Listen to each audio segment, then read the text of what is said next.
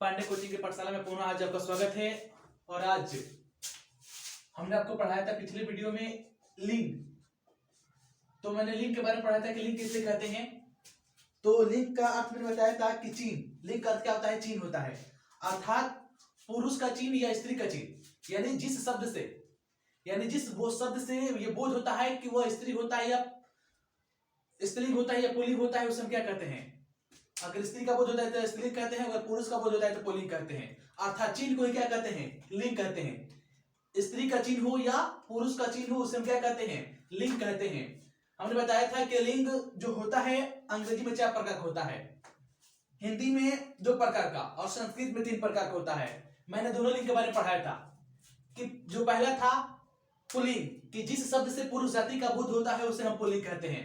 वैसा शब्द जिससे पुरुष जाति का बोध होता है उसे हम पुल्लिंग कहते हैं, और ऐसा शब्द जिससे स्त्री जाति का बोध होता है उसे हम स्त्रीलिंग कहते हैं। मैंने इसके बारे में आपको समझा दिया था। लेकिन जिसे सीता था, सीता लड़की, नागिन घोड़ी, सब क्या था? स्त्रीलिंग था।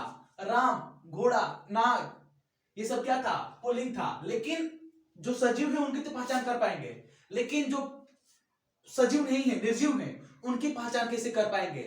जैसे मकान था, हवा था, कैसे जानेंगे कि मकान पुल्लिंग है अथवा स्त्रीलिंग है? हवा कैसे जानेंगे कि स्त्रीलिंग है अथवा पुल्लिंग है? इमारत कैसे जानेंगे पुल्लिंग है अथवा स्त्रीलिंग है? तो आज ऐसे ही कुछ शब्दों के बारे में पढ़ेंगे कि वो है क्या। तो सबसे पहले पुल्लिंग की पहचान देखेंगे।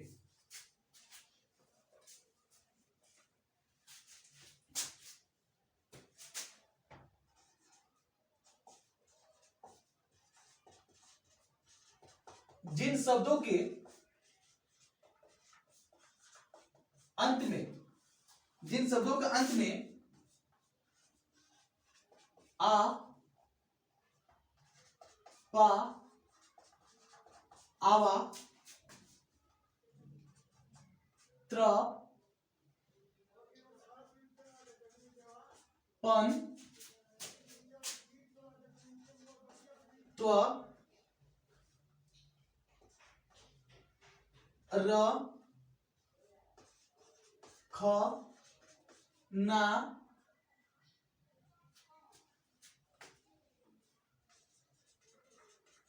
आदि लगा हो उसे पुल्लिंग कहते हैं। कर रहा है कि जिन शब्दों के अंत में, जिन शब्दों के अंत में आ, पा, आवा, त्र, पन, त्व, र, ख, ना आदि, अगर ऐसे शब्द लगा है, अगर किसी भी शब्दों के अंत में आ, पा, आवा इत्यादि माने जो ये शब्द लिखे गए हैं, अगर ये शब्द किसी भी, ये अक्षर अगर किसी भी शब्दों के अंत में पाए जाते हैं तो उसे हम पुल्लिंग कहते हैं। अर्थात पुल्लिंग का आप पहचान पूछेंगे तो पुल्लिंग की पहचान यही है कि अगर किसी भी शब्द के अंत में आ, पा, आवा, त्र, पन, त्व, र, ख, ना आदि अगर ऐसा अक्षर लगा हुआ है किसी शब्द के अंत में तो उसे हम पुल्लिंग कहते हैं। ये पुल्लिंग की पहचान है कि किसी भी शब्द के अंत में ये जो शब्द लय है, शब्द है, अगर लगा रहता है अंत में, ये दिखाई देता है तो आप उसे पुल्लिंग कहिएगा। जैसे मान लीजिए अंत में दिया है आ, अगर किसी शब्द के अंत में आ दिया है तो कैसे हम पहचानेंगे?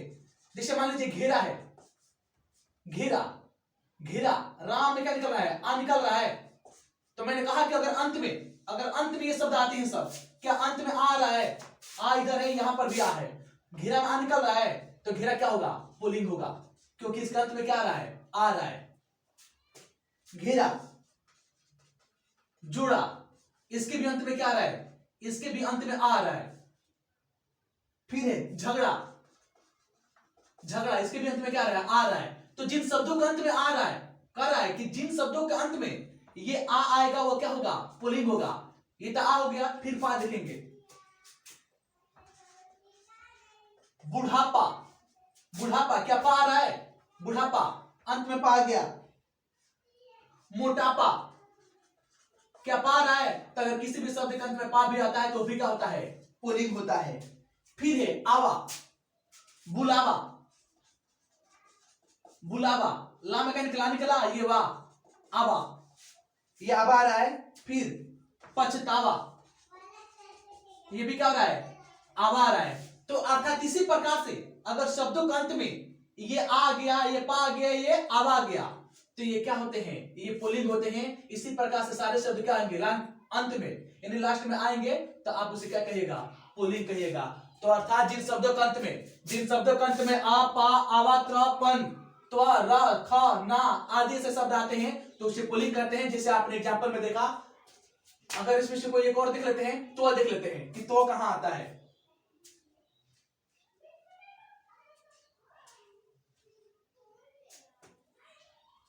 कर है पुरुषत्व, पुरुषत्व क्या तो आया है, पुरुषत्व, नारीत्व क्या तो आया है दोनों में। तो जिन शब्दों का अंत में तो भी लगा वो भी क्या होता है, वो भी पुल्लिंग होता है। तो आप देख सकते हैं यही पुल्लिंग की पहचान है। अगर किसी भी शब्द को अंत में यह अक्षर लगा हुआ दिखाई देता है तो आप उसे पुल्लिंग कहेंगे। दिक्कत? तो इसी प्रकार का आपको इसी प्रकार के वीडियो मिलेंगे। और हमारे चैनल को सब्सक्राइब करना ना भूले, और जितना हो सके हमारे चैनल को प्लीज शेयर कीजिए। और जो भी अगर हिंदी या संस्कृत से संबंधित अगर आपको कहीं पर भी प्रश्न या कोई व्याकरण आप पढ़े नहीं है तो आप जरूर हमें कमेंट के माध्यम से बताइएगा। मैं जरूर से वीडियो के माध्यम से पढ़ाने की कोशिश करूंगा। धन्यवाद।